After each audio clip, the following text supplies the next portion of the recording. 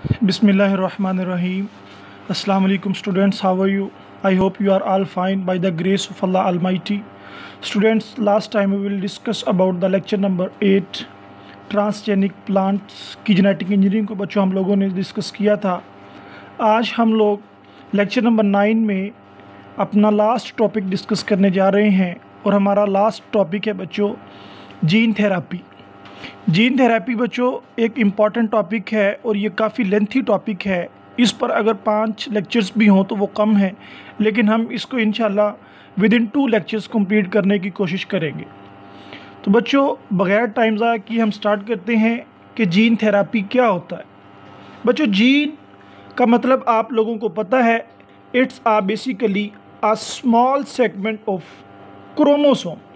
ये सेगमेंट होता है डीएनए का, सेगमेंट ऑफ डीएनए या सेगमेंट ऑफ क्रोमोसोम, ये आप लोगों को पता है, जिस पर न्यूक्लियोटाइड की सीक्वेंस अरेंज होती है। और थेरेपी का मतलब बच्चों होता है ट्रीटमेंट। ट्रीटमेंट इलाज को बोलते हैं। जिस तरह हम मुख्तलिफ़ तरह की डिजीज़ के लिए बच्चों मेडिसिन्स लेते हैं बाज़ार से, तो अगर जीन ख़राब हो जाए, हमारा डीएनए ख़राब हो जाए, क्रोमोसोम में अगर कोई चेंज आ जाए, तो हम उस जीन को, जिसको हम डिफेक्टिव जीन कह सकते हैं बच्चों, उस जीन को निकाल कर हम लोग एक हेल्दी जीन देते हैं। Basically it's a gene therapy. तो बच्चों सबसे पहले यहाँ पर मैं आपको दिखा रहा हूँ, एक डीएनए है। डीएनए को अगर विदाउट रोटेशन देखा जाए, इसको सिंगल स्ट्रैंडेड करके देखा जाए, तो बच्चों DNA is the double stranded molecule और डीएनए में प्रेजेंट होते हैं जीन्स। तो जीन्स फॉर एग्जांपल इस डीएनए में बच्चों 3 जीन हैं, gene number 1, gene number 2 and gene number 3। इन तीनों जीन्स का काम होता है एक्सप्रेस होना, अपने आप को शो करना, यानी कि अपनी अपनी प्रोडक्ट्स को बनाना। तो बच्चों अपनी अपनी प्रोडक्ट्स को बनाना मतलब जीन 1 हेल्दी जीन है, ये अपनी प्रोडक्ट को बना रहा है। जीन 2 हेल्दी जीन है, ये अपनी प्रोडक्ट को बना रहा है। जीन 3 हेल्दी जीन है, ये अपनी प्रोडक्ट को बना रहा है। जब तक जीन्स हेल्दी होंगे बच्चों, वो अपनी अपनी प्रोडक्ट्स को बनाते रहेंगे और इनकी प्रोडक्ट्स में कोई भी चीज़ हो सकती है। जीन का काम होता है बच्चों मैसेंजर आरएनए बनाना, मैसेंजर आरएनए का काम होता है प्रोटीन को बनाना, और प्रोटीन से हमारी बॉडी के स्ट्रक्चर्स बनते हैं। वो कोई भी रिसेप्टर हो सकता है, वो कोई भी एंजाइम हो सकता है बच्चों, वो साइटोस्केलेटन हो सकता है। यानी जीन एक्सप्रेशन का मतलब ये है कि gene at least makes the product in the form of protein. तो बच्चों ये डीएनए नॉर्मल डीएनए, इसके 3 जीन्स और तीनों की प्रोडक्ट्स भी नॉर्मल प्रोडक्ट, लेकिन कुछ इंसिडेंट्स की वजह से इन तीनों जीन्स में से एक जीन ख़राब हो गया। ये सेकंड वाला जीन जो है, gene number 2 which is represented by the red lines, this is the defective gene. बच्चों अब ये अपनी प्रोडक्ट्स बनाएगा, जीन नंबर 1 क्योंकि ये ठीक है, जीन नंबर 3 भी ठीक है, ये भी अपनी प्रोडक्ट बनाएगा, but the gene number 3 can not produce its product because it having defectiveness. तो बच्चों इस जीन को हम कहेंगे it's a defective gene. Defective मतलब इसमें अब बच्चों डिसऑर्डर है, इसमें अब कोई ख़राबी आ चुकी है, अब इसका इलाज करना है। तो बच्चों ये जो डिफेक्टिव जीन है जिसने प्रोडक्ट नहीं बनाई, अब इसका इलाज किस तरह से किया जाएगा? इसका इलाज बच्चों इसकी तरह का एक नॉर्मल जीन लिया जाएगा from other source from a human body. For example बच्चों ये जीन था, ये इंसुलिन बनाने वाला जीन था, ठीक है, ये इंसुलिन बनाने वाला जीन था। हम लोग क्या करेंगे, ह्यूमन के क्रोमोसोम से जो नॉर्मल क्रोमोसोम होगा वहाँ से इंसुलिन का नॉर्मल जीन ले लेंगे, लाइक दिस वन। ये नॉर्मल जीन है। नॉर्मल मतलब बच्चों ब्लू से शो किया हुआ जीन नॉर्मल है, देखें ये भी ब्लू से है, ब्लू से नॉर्मल जीन है। अब एक हम अलहदा से नॉर्मल जीन लेंगे, नॉर्मल जीन को लेके बच्चों इंसर्ट करेंगे in place of defective gene. Defective gene की जगह पर हम लोग इस नॉर्मल जीन को लगाएंगे, ठीक है, इस नॉर्मल जीन को लगाएंगे और हमारे पास रिज़ल्ट क्या होगा कि तीनों के तीनों जीन्स बच्चों, जीन नंबर 1, जीन नंबर 2 और जीन नंबर 3 नॉर्मल हो जाएंगे और अब इनकी प्रोडक्ट्स यानी कि इंसुलिन बननी स्टार्ट होगी। तो डीएनए में एरर्स आ जाती हैं, जीन्स खराब हो जाते हैं, उन जीन्स का बच्चों ट्रीटमेंट करना it is a gene therapy. तो जीन थेरापी की डेफिनेशन क्या हो सकती है बच्चों? Gene therapy is the insertion of gene in order to treat a disease, it is the gene therapy. इधर मैं लिख देता हूँ, जीन थेरापी में भी डिफाइंड एज द इंसर्टिंग या insertion of genes into human cell, ये क्योंकि ह्यूमन में ज़्यादातर होता है, inserting of gene into human cell for treatment of disorder, for treatment of disorder is called gene therapy. तो बच्चों इसको हम लोग जीन थेरापी बोलेंगे। तो अब इसके बाद अगर डेफिनेशन के मुतालिक बच्चों आपको पता चल चुका है, तो हम अब थोड़ी सी एडवांस चीज़ों को सीखते हैं। हमारी बॉडी में पाए जाते हैं दो तरह के सेल बच्चों, पूरी की पूरी बॉडी में या तो सोमेटिक सेल्स हो सकते हैं या फिर जर्म सेल्स हो सकते हैं। तो somatic from Soma, Soma mean बच्चों बॉडी, यानी कि हमारी बॉडी को बनाने वाले सेल्स लाइक हेयर है बच्चों, हैंड्स हैं, फीट है, स्टमक है, इंटेस्टाइन है, स्मॉल इंटेस्टाइन है, लार्ज इंटेस्टाइन है, वगैरह वगैरह, ये सारे के सारे बॉडी सेगमेंट्स बनाए जा सकते हैं इन सोमेटिक सेल्स की मदद से। और जो रिप्रोडक्शन में हिस्सा लेते हैं बच्चों वो होते हैं जर्म सेल्स। तो हमारे अंदर सेक्सुअल रिप्रोडक्शन नहीं होती है, तो हम यहाँ पर सेक्सुअल रिप्रोडक्शन का लफ्ज़ इस्तेमाल कर लेते हैं। तो बच्चों हम लोगों ने पढ़ा कि हम जीन थेरापी में सेल्स के ज़रिए से हम जीन्स को डिफेक्टिव को बच्चों, जीन जो डिफेक्टिव होते हैं उनको हेल्दी जीन से रिप्लेस करते हैं। तो अब सवाल ये पैदा होता है कि वो सेल्स कौन से हो सकते हैं, सोमेटिक सेल्स हो सकते हैं या जर्म सेल्स हो सकते हैं। तो बच्चों मैं ये कह रहा हूँ कि हम फॉल्टी जीन्स को निकालकर हेल्दी जीन्स जो लगाते हैं वो सोमेटिक सेल की मदद से लगाते हैं, इससे भी लगाए जा सकते हैं, लेकिन अब तक जो अचीवमेंट्स हो चुकी हैं उनमें 90% प्लस हम सोमेटिक सेल्स को इस्तेमाल करते हैं। और बच्चों सोमेटिक सेल्स में कौन से सेल्स को हम इस्तेमाल करेंगे? सोमेटिक सेल्स में हम इस्तेमाल करेंगे स्टेम सेल्स को। स्टेम सेल्स लें जी, ये स्टेम सेल्स अपने अंदर बच्चों बहुत ज़्यादा मालूमात रखते हैं। ये स्टेम सेल्स पाए जाते हैं बेसिकली इन बोन्स। इन बोन्स ये सोमेटिक सेल्स बच्चों, ये स्टेम सेल्स पाए जाते हैं। ये आपके सामने मैंने एक बोन्स का स्ट्रक्चर ड्रा किया है। इट्स बेसिकली अ बोन, और इस बोन में आप लोगों ने पढ़ा था स्पंजी टिश्यू होता है। स्पंजी टिश्यू में बच्चों सेल्स होते हैं, छोटे छोटे सेल्स होते हैं, लाइक ये ग्रीन सारे के सारे बच्चों it's a spongy part of the bone. और इस स्पॉन्जी पार्ट्स में बच्चों बोन मैरो होता है, यानी हड्डी का गूदा होता है, और उस हड्डी के गूदे में पड़े होते हैं स्टेम सेल्स। क्या पड़े होते हैं जी? Stem cells. स्टेम सेल्स दिखने में बच्चों ये राउंड से होते हैं, कोई इतना कॉम्प्लेक्स स्ट्रक्चर नहीं है, और इनके अंदर न्यूक्लियस होता है, यानी इनका डीएनए होता है और क्रोमोसोम होता है। It's a stem cell. और स्टेम सेल की बच्चों खसूसियत ये है, हम इसको इसलिए इस्तेमाल करते हैं कि इस स्टेम सेल्स में पाया जाने वाला जो डीएनए होता है, इस स्टेम सेल्स में पाया जाने वाला जो न्यूक्लियस होता है, उसके पास एबिलिटी होती है कि जिस तरह का उसको जीन हम ट्रांसफ़र करें वो उसी तरह की कॉपीज़ को बनाना स्टार्ट कर देता है, और विदाउट एनी एरर और बहुत ज़्यादा देर तक वो बच्चों उसी तरह की कॉपीज़ को बनाता रहता है। जैसे ये स्टेम सेल है बच्चों, जो हम लोगों ने स्पंजी टिश्यू यानी कि बोन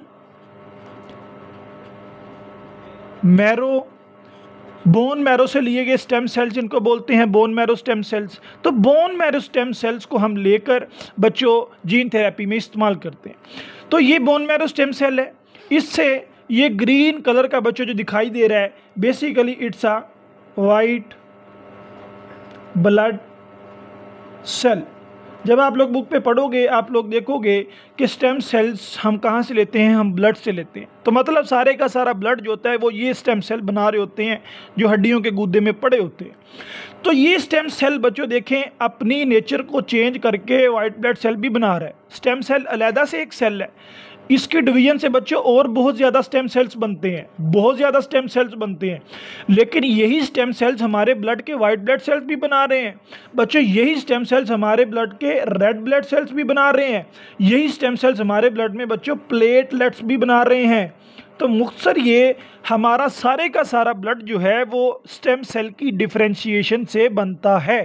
तो इसका मतलब ये अगर स्टेम सेल इन तीनों को बना सकता है तो स्टेम सेल से जो हमें चाहिए ये स्टेम सेल उसको भी बना सकता है। आई hope you will be understand बच्चों, ये पॉइंट समझना आप लोगों के लिए बहुत ज़रूरी है।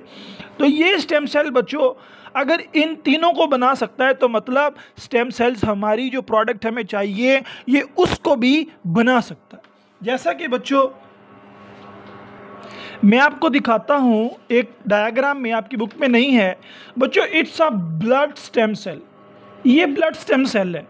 इस ब्लड स्टेम सेल से अब इसको आप लोगों ने सिर्फ सुनना है, ठीक है, क्योंकि ये आपके कोर्स का हिस्सा नहीं है और थोड़ा डिफिकल्ट है ये आपको समझाने के लिए। ये ब्लड स्टेम सेल, इससे माइलियाइड स्टेम सेल बनते हैं और लिम्फोइड स्टेम सेल्स बनते हैं। ठीक हो गया। माइलियाइड से बच्चों आगे मायोब्लास्ट बन रहा है और इससे यानी कि ब्लड स्टेम सेल से बच्चों एट द एंड क्या बन रहा है, रेड ब्लड सेल्स बन रहे हैं। उसके बाद इसी स्टेम ब्लड सेल से अगर आप देखें तो यह यहाँ पर बच्चों प्लेटलेट्स बन रहे हैं। अब दोनों तरह के सेल्स बन रहे हैं और यही स्टेम ब्लड सेल्स जो है ये ब्लड स्टेम सेल है, ये लिम्फोइड के बाद लिम्फोब्लास्ट और इसके बाद बच्चों वाइट ब्लड सेल को बना रहा होता है। और वाइट ब्लड सेल बच्चों एक तरह का नहीं होता, वाइट ब्लड सेल्स दो तरह के होते हैं, एक ग्रैनुलोसाइट और दूसरा ए ग्रैनुलोसाइट। ठीक है, एक में ग्रैन्यूल्स होता है और दूसरे में ग्रैन्यूल्स नहीं होते।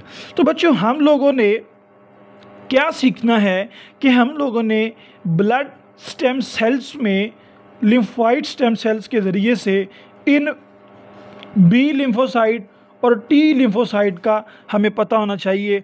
जब हम अपने टॉपिक को फर्दर इंक्रीज़ करेंगे बच्चों पढ़ेंगे उसमें आप लोग इन दोनों सेल्स का जिक्र देखोगे, B lymphocyte and T lymphocyte. इससे क्या मतलब होगा कि ब्लड स्टेम सेल से हम लोगों ने बी लिम्फोसाइट और टी लिम्फोसाइट को प्रोड्यूस करवाना है। और ये दोनों सेल्स कौन से हैं, रेड ब्लड सेल्स हैं, प्लेटलेट्स हैं कि वाइट ब्लड सेल्स हैं? शाबाश बच्चों, ये वाइट ब्लड सेल्स हैं।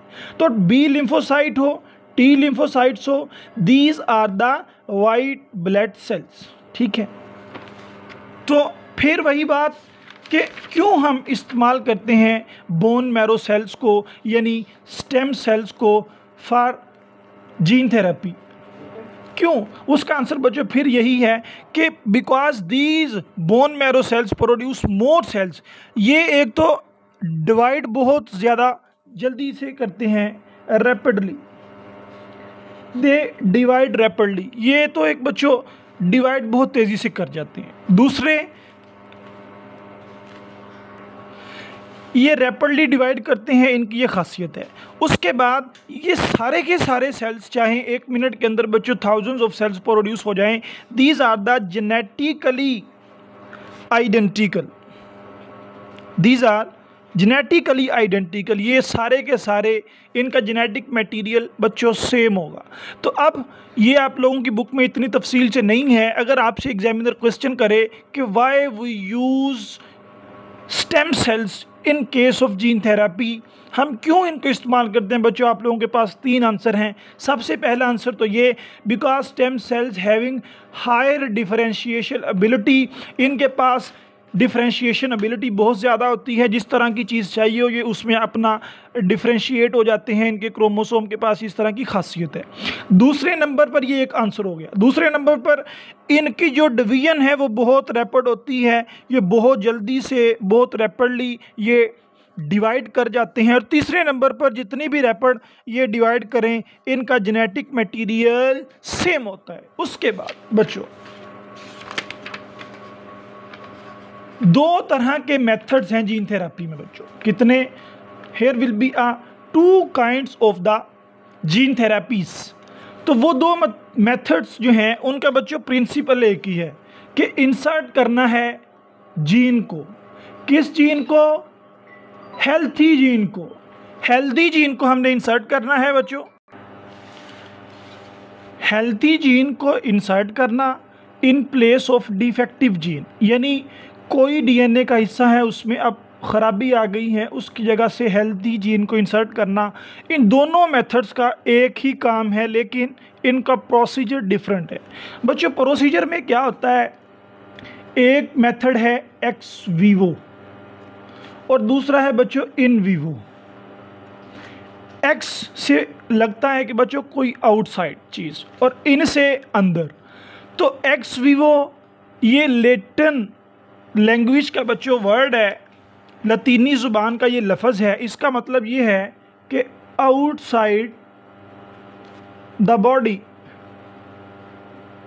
Outside the body. मतलब बच्चों अगर किसी सेल का जीन डिफेक्टिव हो गया है तो उस सेल को बॉडी से बाहर निकालना होगा और फिर उस डिफेक्टिव जीन को निकाल कर हम हेल्दी जीन डालेंगे।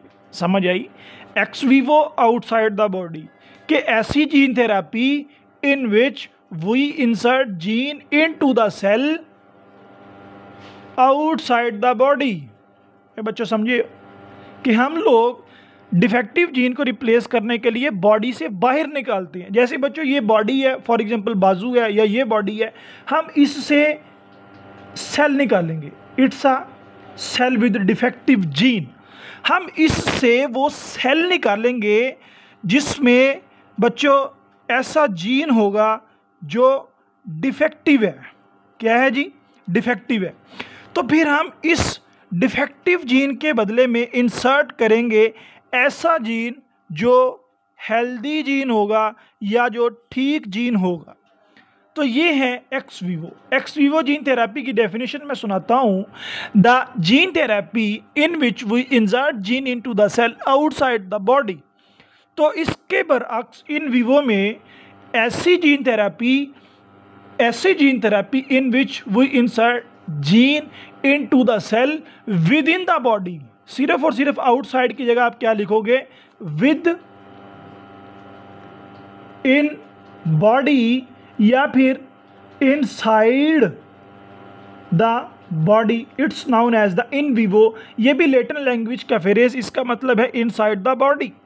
तो बच्चों ये एक बॉडी है, हमारे पास है हेल्थी जीन। क्या है जी? हेल्दी जीन है हमारे पास।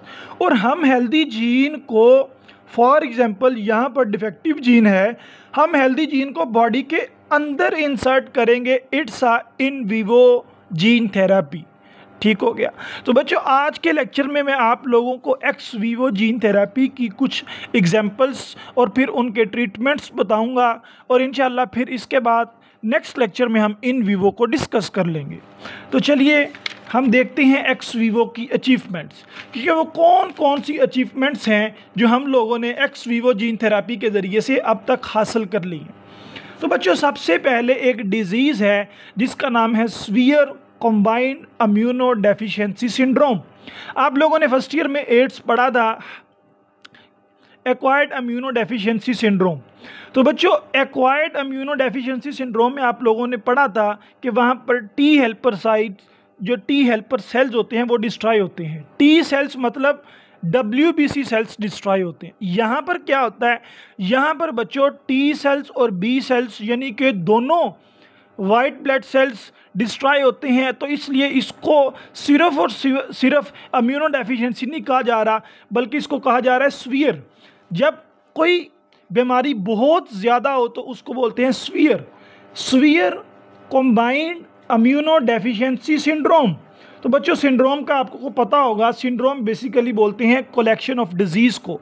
जब इम्यून में डेफिशिएंसी होती है तो बहुत ज़्यादा बीमारियां आ जाती हैं, फिर एक बीमारी नहीं लगती, इसको बोलते हैं। खैर ये हमारा फर्स्ट ईयर का टॉपिक। तो ये एक बीमारी है जिसका नाम है सीवियर कंबाइंड इम्यूनो डेफिशिएंसी। बच्चों SCID हम इसको SCID भी बोलते हैं। ये डिज़ीज़ है जो बच्चों में ज़्यादा होती है और इस डिजीज़ में होता क्या है, this disease is characterized by the lack of enzyme. इस डिजीज़ में एक एंजाइम नहीं बन रहा होता। बच्चे एंजाइम नहीं बन रहा मतलब प्रोटीन नहीं बन रही, प्रोटीन नहीं बन रही मतलब मैसेंजर आरएनए नहीं बन रहा, मैसेंजर आरएनए नहीं बन रहा मतलब डीएनए में कोई ना कोई डिफेक्ट आ चुका है। समझ आइए। तो ये डिजीज़ ऐसी डिजीज़ है जिसमें किसी एंजाइम की कमी हो जाती है, वो एंजाइम हम देखते हैं। और उस वजह से बच्चों क्या होता है, उस वजह से एडिनोसिन ट्राइफॉस्फेट, टीपी लिख लेता हूं, जगह थोड़ी है, तो एडिनोसिन ट्राइफॉस्फेट की ब्रेकडाउन होना रुक जाती है, ब्रेकडाउन होना रुक जाती है, उसकी ब्रेकडाउन नहीं होती।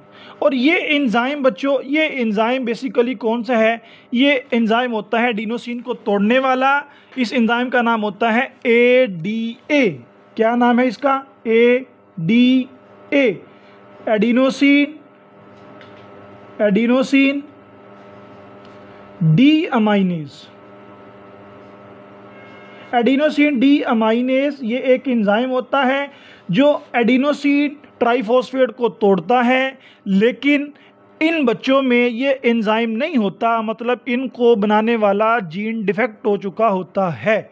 तो बच्चों फंक्शन क्या है एंजाइम का, इज़ टू ब्रेक, ये आगे मैंने लिख दिया। वैसे इस एंजाइम का, एडिनोसिन डी अमाइनेज एंजाइम का जो फंक्शन है, is break to adenosine triphosphate. ये बच्चों एक न्यूक्लियोटाइड होता है, ये भी फर्स्ट ईयर में आप लोगों ने पढ़ा था। तो इसका टूटना क्यों ज़रूरी होता है, इसका हम नीचे डिस्कस करते हैं। तो बच्चों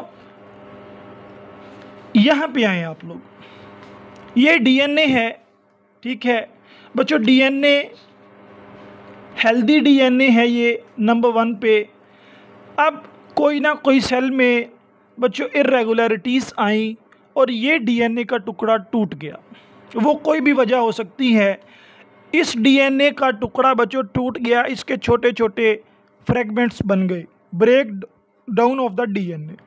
तो डीएनए बना होता है न्यूक्लियोटाइड्स का, एडिनोसिन न्यूक्लियोटाइड का, ग्वानोसिन न्यूक्लियोटाइड का, थाइमिन का, साइटिडीन का, आप लोगों को पता है। तो डीएनए टूटा मतलब उसकी एडिनोसिन ट्राइफॉस्फेट बच्चों रिलीज हो गई। एडिनोसिन ट्राइफॉस्फेट रिलीज यानी उसका जो न्यूक्लियोटाइड था बच्चों वो रिलीज हो गया।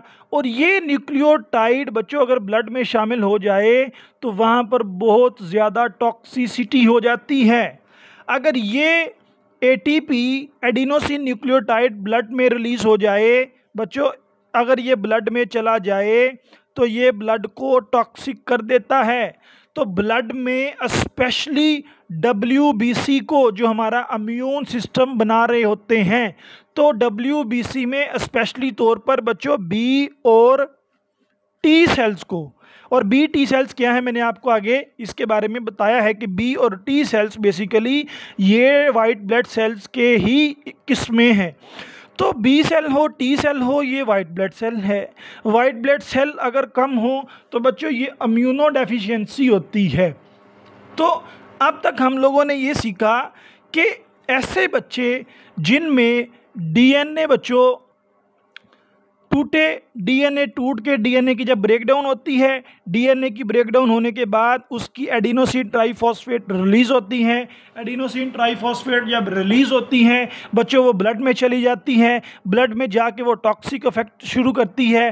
टॉक्सिक इफेक्ट की वजह से WBC डिस्ट्रॉय होते हैं।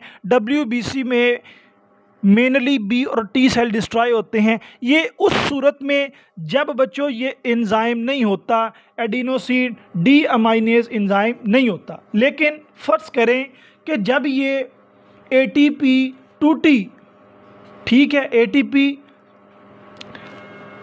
ये देखें, ये बच्चों ये ADA है। ADA का मतलब बच्चों क्या है, ADA का मतलब है कि एडिनोसिन डी अमाइनेज एंजाइम। मैं फिर लिखता हूँ, एडिनोसिन डी अमाइनेज ये एक एंजाइम है। अब यहाँ तक अगर बात थी, यहाँ तक अगर आप लोगों ने बच्चों देखा तो ये देखें, अब यहाँ पर आप लोगों ने इससे आगे नहीं देखना, डीएनए टूटा, टूटने के बाद एटीपी निकली, एटीपी रिलीज होती है, ब्लड में चली जाएगी, ब्लड में चली जाएगी और टॉक्सिक इफेक्ट प्रोड्यूस करेगी अगर एंजाइम नहीं होगा।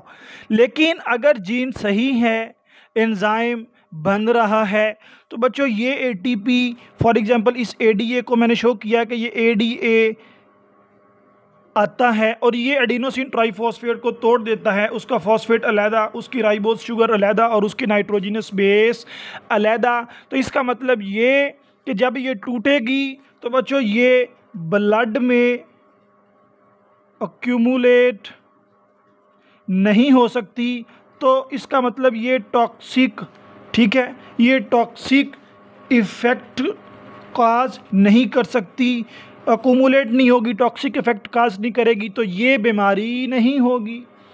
तो हम लोगों ने इसको पहचान लिया, डीएनए के पास पहुंच गए कि कौन सा डीएनए है, कौन सा जीन है जो एडिनोसिन डीअमाइनेज एंजाइम बनाता है। बच्चों हम लोगों ने अब पहचान लिया है कि ये किस जीन से बनता है, तो उस जीन को हम लेते हैं, वो हेल्दी जीन होता है, उस हेल्दी जीन को लेकर हम लोग इंसर्ट करवा देते हैं। किस तरह करते हैं बच्चों, ये डीएनए था उस बच्चे का, ये उसका एक जीन था जो प्रोड्यूस कर रहा था एंजाइम एडीए, लेकिन जब वो एंजाइम को प्रोड्यूस करवा लेता, फॉर एग्जांपल ये प्रोड्यूस करवाएगा, लेकिन अब उसमें ये रेड शो करेगा डिफेक्टिवनेस को, किसको, डिफेक्टिव जीन को, डी जीन, डिफेक्टिव जीन, तो वो can not produce ADA, it cause SCID, severe combined immuno deficiency syndrome, ये कॉज करेगा। ठीक हो गया।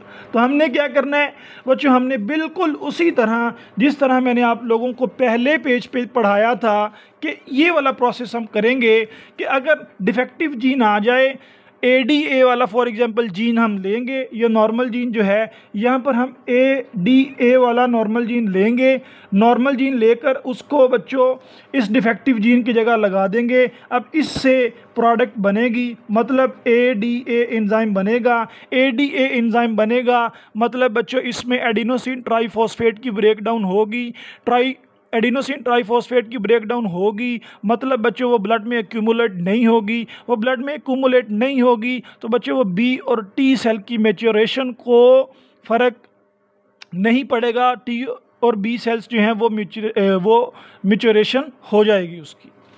तो उसके बाद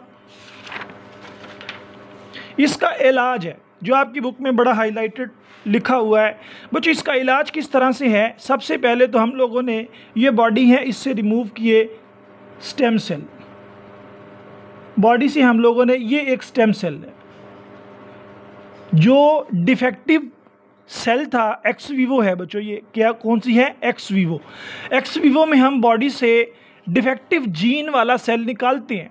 तो हम लोगों ने इस बॉडी से फॉर एग्जांपल यहाँ पर एक सेल था और वो स्टेम सेल था और वो डिफेक्टिव सेल था, हम लोगों ने निकाल लिया बच्चों।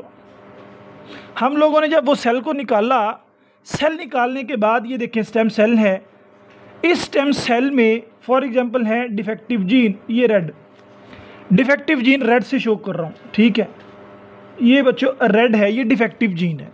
हम क्या करते हैं, हम लोग एक वायरस को लेते हैं जिसका नाम है रेट्रोवायरस। ये देखिए रेट्रोवायरसेस में बच्चों बेसिकली दो चीज़ें होती हैं, एक आरएनए होता है और एक रिवर्स ट्रांसक्रिप्टेज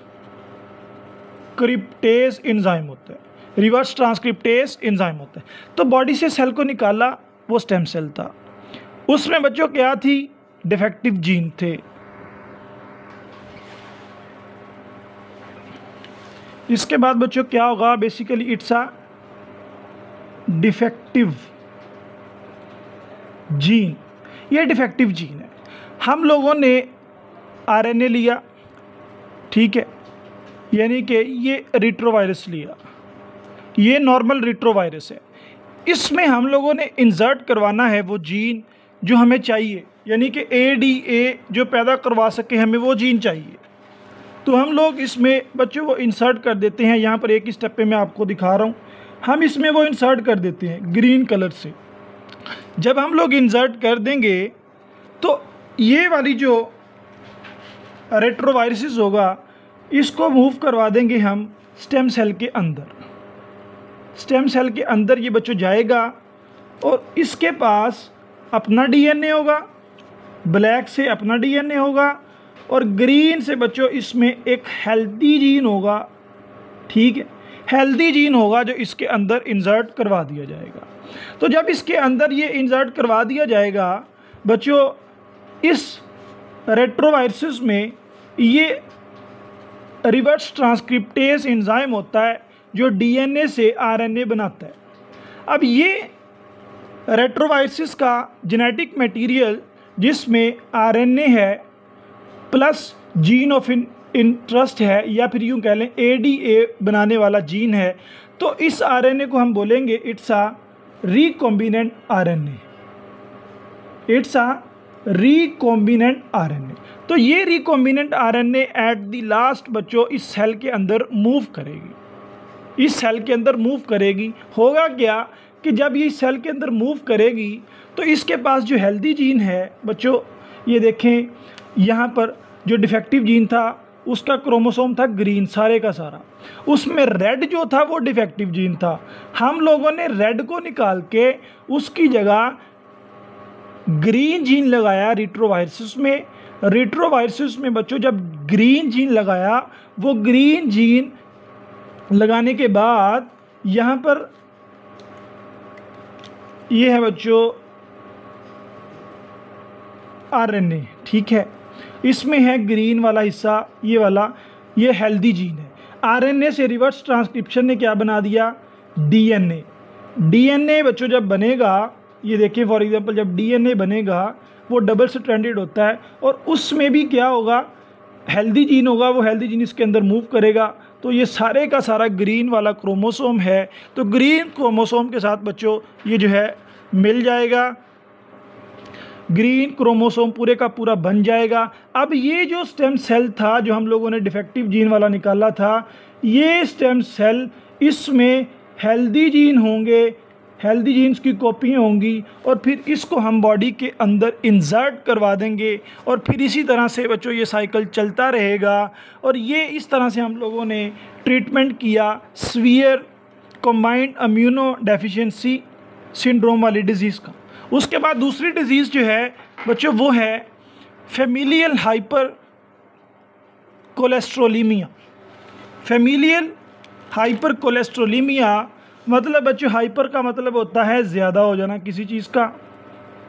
कोलेस्ट्रोल का मतलब आप लोगों को पता है कि कोलेस्ट्रोल क्या है बच्चों, ये लिपिड की फैमिली का मेंबर है। तो जब ब्लड में कोलेस्ट्रोल का लेवल ज़्यादा हो जाए उस बीमारी को बोलते हैं हाइपर कोलेस्ट्रोलीमिया। ये होता कैसे है बच्चों, हमने ये देखना है। ये है ब्लड वेसल, ठीक हो गया। और ब्लड वेसल्स में आरबीसी भी होते हैं, डब्ल्यूबीसीज भी होते हैं और प्लेटलेट्स भी होते हैं। साथ साथ बच्चों ये कोलेस्ट्रोल भी है, इट्स अ कोलेस्ट्रोल, ये कोलेस्ट्रोल है। अब इस कोलेस्ट्रोल को जब ये ब्लड वेसल्स में मूव कर रहे होते हैं, लीवर के ऊपर बच्चों रिसेप्टर्स पड़े होते हैं। रिसेप्टर्स बच्चों इस कोलेस्ट्रोल को ब्लड से निकाल कर अपने साथ बाइंड करते रहते हैं। अपने साथ बाइंड करने के बाद ये इस कोलेस्ट्रोल को बच्चों लीवर के अंदर लेके जाते हैं और यहाँ पर जाकर इनकी डिस्ट्रक्शन हो जाती है। तो इस तरह से ब्लड अपना जो कोलेस्ट्रॉल लेवल है उसको मेंटेन करने में कामयाब होता है। लेकिन ये ऐसी बीमारी है जब लीवर पर मौजूद ये रिसेप्टर्स बच्चों नहीं बन रहे होते। जैसे ये लीवर है, ये हेल्दी लीवर है, ज़रा मोटा सा लीवर है बच्चों, ठीक है, क्योंकि इसके ऊपर रिसेप्टर्स हैं, ये कोलेस्ट्रॉल को रिमूव कर रहा है। और यहाँ पर लीवर कमज़ोर है, यानी कि इसके ऊपर रिसेप्टर्स कोई नहीं, कोलेस्ट्रॉल का लेवल ज़्यादा बॉडी में और पूरी बॉडी को मुतासिर किया हुआ है कोलेस्ट्रॉल ने। तो यहाँ पर बच्चों रिसेप्टर नहीं है, इसका मतलब क्या हो सकता है? इसका मतलब बच्चों ये है कि अगर रिसेप्टर नहीं है, मतलब रिसेप्टर किस चीज़ के बने होते हैं? प्रोटीन्स के बने होते हैं, because receptors are the proteins. तो बच्चों अगर रिसेप्टर नहीं है लीवर पे जो कोलेस्ट्रॉल को पकड़ते हैं, इसका मतलब प्रोटीन नहीं है। प्रोटीन नहीं है मतलब उस प्रोटीन को बनाने वाली मैसेंजर आरएनए नहीं है। मैसेंजर आरएनए नहीं है मतलब बच्चों मैसेंजर आरएनए को बनाने वाला डीएनए नहीं है। डीएनए नहीं है मतलब डीएनए में मौजूद बच्चों वो जीन मिस है जो उस रिसेप्टर को बनाता है, वो जीन मिस नहीं है। तो बच्चों वो जीन क्या है? डिफेक्टिव जीन है। एट दी एंड काम बच्चों जाके आपके जेनेटिक मटेरियल पे ही रुकता है। तो इसका मतलब ये रिसेप्टर नहीं है तो जीन डिफेक्टिव है या फिर जीन वहाँ से मिस है। तो इसका इलाज क्या होगा? इसका इलाज बच्चों बिल्कुल उसी तरह, ये लिवर है, इस पर रिसेप्टर कोई नहीं, लिवर विदाउट रिसेप्टर, इसको बोलते हैं डिजीज़। तो हम लोगों ने छोटा सा पीस रिमूव किया लिवर का, we remove the piece of liver, ये छोटा सा पीस रिमूव किया। पीस रिमूव करने के बाद हम लोगों ने फिर उसी तरह रेट्रोवायरसेस को बच्चों इस्तेमाल किया। रेट्रोवायरसेस को इस्तेमाल करने के बाद ये रेट्रोवायरसेस में बच्चों वो जीन मौजूद है जो रिसेप्टर बनाता है। ये ब्लैक जो है ये रिसेप्टर मेकिंग जीन है, ठीक है, ये रिसेप्टर मेकिंग जीन है। इससे वो रिसेप्टर बनेगा जो लीवर के ऊपर मौजूद है और जो कोलेस्ट्रॉल को पकड़ता है। तो इस रिसेप्टर वाले जीन को हम इंसर्ट करेंगे किसमें? लीवर के हिस्से में। जैसे ये बच्चों लीवर का अपना क्रोमोसोम, ठीक हो गया। ये जो हिस्सा हमने लिया लीवर का, इसमें था डिफेक्टिव जीन, ये रेड वाला, इसमें था बच्चों डिफेक्टिव जीन, मैंने रेड से शो किया। लेकिन जब हम उसको प्लेस करेंगे नॉर्मल जीन के साथ, ये वाला जीन हम इसको देंगे ब्लैक वाला, तो ये रेड ख़त्म हो जाएगा, सारे का सारा ब्लैक दिखेगा। तो इसका मतलब ये है इट्स अ हेल्दी जीन या फिर healthy part of the liver. तो इस हेल्दी को वापस हम बच्चों लीवर में रख देंगे। इस तरह से हम लोग इसका ट्रीटमेंट करवाते हैं। ये लीवर है जिस पे रिसेप्टर नहीं, छोटा सा पीस रिमूव किया, रेट्रोवायरसेस में हेल्दी जीन लगा के उस छोटे से पीस में इंसर्ट किया। फिर उस छोटे से पीस में बच्चों क्या हुआ? उस छोटे से पीस की वजह से लीवर पर रिसेप्टर आ गए। ये रिसेप्टर अब किस चीज़ को बाइंड कर सकते हैं? ये रिसेप्टर्स बच्चों कोलेस्ट्रॉल को बाइंड कर सकते हैं। कोलेस्ट्रॉल को जब बाइंड करेंगे तो वो बाइंड करके अपने अंदर ले जाएंगे और लेने के बाद बच्चों जो ब्लड में कोलेस्ट्रॉल का लेवल होगा वो नॉर्मल हो जाएगा। तो इस तरह से हम लोगों ने रिसेप्टर बनाने में और डिसीज़ को रिकवर करने में कामयाब हो गए। तो बच्चों ये टॉपिक जो है थोड़ा लेंथी था, लेकिन ये from MBBS point of view बच्चों बहुत इंपॉर्टेंट टॉपिक है। ये कॉन्सेप्चुअल टॉपिक है, आप लोगों के लिए ये समझना बहुत ज़रूरी था। तो बच्चों मैं 2 मिनट में इसकी समरी करता हूँ आपके सामने। सबसे पहले हम लोगों ने जीन थेरेपी की डेफिनेशन को सीखा कि जीन थेरेपी क्या है। जीन का मतलब सेगमेंट ऑफ DNA, थेरेपी का मतलब ट्रीटमेंट। यानी बच्चों हम जो फॉल्टी जीन होगा, जो डिफेक्टिव जीन होगा, उसका ट्रीटमेंट करना है, मतलब उसको हेल्दी जीन से बदल देना है। Inserting of gene into human cells for the treatment of disorder, it is the gene therapy. या सिंपल वर्ड्स में आप ये भी लिख सकते हैं the replacement of defective gene with the normal gene. The replacement of defective gene with the normal gene is called gene therapy. तो बच्चों ये उसका पूरा मैकेनिज़्म था। ये DNA है, ये 3 जीन्स हैं, तीनों की प्रोडक्ट बन रही है। कोई मामला ऐसा हुआ कि ये फॉल्टी हो गया, इसने अपनी प्रोडक्ट बनाना बंद की, फिर उसको नॉर्मल जीन लिया, उसमें डाला तो वो अपनी प्रोडक्ट बनाना स्टार्ट कर गया। उसके बाद हम लोग इसमें सेल्स लेते हैं, हमेशा सोमैटिक सेल्स लेंगे। क्यों? क्योंकि वो हाईली डिफरेंशिएशन एबिलिटी रखते हैं। क्यों? क्योंकि वो रैपिडली डिवाइड करते हैं। क्यों लेंगे? क्योंकि उनमें बच्चों जो जेनेटिकली आइडेंटिकलिटी है वो बहुत ज़्यादा है। वो स्टेम सेल्स हमारे ब्लड सेल्स बनाते हैं। हम ब्लड सेल्स में से कोई भी सेल लेंगे, उसका मतलब होगा कि हम लोगों ने स्टेम सेल्स लिया है। उसके बाद बच्चों ये स्टेम सेल्स की थोड़ी सी डायग्राम थी कि इन्हीं स्टेम सेल्स से रेड ब्लड सेल्स भी बनते हैं एक प्रोसीजर के तहत, इन्हीं से प्लेटलेट्स बनते हैं, इन्हीं से वाइट ब्लड बनते हैं, और वाइट ब्लड सेल्स हमारा इम्यून सिस्टम बनाते हैं। इनमें B और T स्पेशल हैं। तो इम्यूनो डेफिशिएंसी के हवाले से हमने B और T सेल को डिस्कस किया। क्या कि 2 मेथड्स हैं, एक्स वीवो और in vivo. Ex vivo outside the body, यानी कि जिस सेल में ख़राबी है हम उसको बॉडी से बाहर निकालेंगे और उसका इलाज करेंगे। इन विवो जिस सेल में ख़राबी है हम उसको बॉडी से बाहर नहीं निकालेंगे, उसके अंदर ही नॉर्मल डीएनए रखेंगे। तो एक्स विवो की हमने बच्चों एग्जांपल्स देखी। एक severe combined immunodeficiency syndrome था। इसमें क्या होता था, इसमें एक एंजाइम नहीं बन रहा होता था जिसका नाम था ADA, एडिनोसिन डीअमाइनेज। इसका काम होता था कि जब डीएनए टूटने के बाद ये उस एडिनोसिन ट्राइफॉस्फेट को तोड़ दे और तोड़ने के बाद उसको ब्लड में इंटर ना होने दे, टॉक्सिक इफेक्ट को प्रोड्यूस ना करवाने दे। लेकिन कुछ बच्चे ऐसे थे जिनमें बच्चों इस एंजाइम को बनाने वाला डीएनए ख़राब हो जाता है और ख़राब होने के बाद एडिनोसिन ट्राइफॉस्फेट टूटती नहीं है तो वो ब्लड में टॉक्सिक इफेक्ट प्रोड्यूस करती हैं। ब्लड में टॉक्सिक इफेक्ट प्रोड्यूस करती है मतलब वो बी और टी सेल जो हमारे इम्यून सिस्टम बना रहे होते हैं इसको बहुत ज़्यादा मुतासर करती है। इसलिए इसको बोला जाता है इम्यूनो डेफिशिएंसी।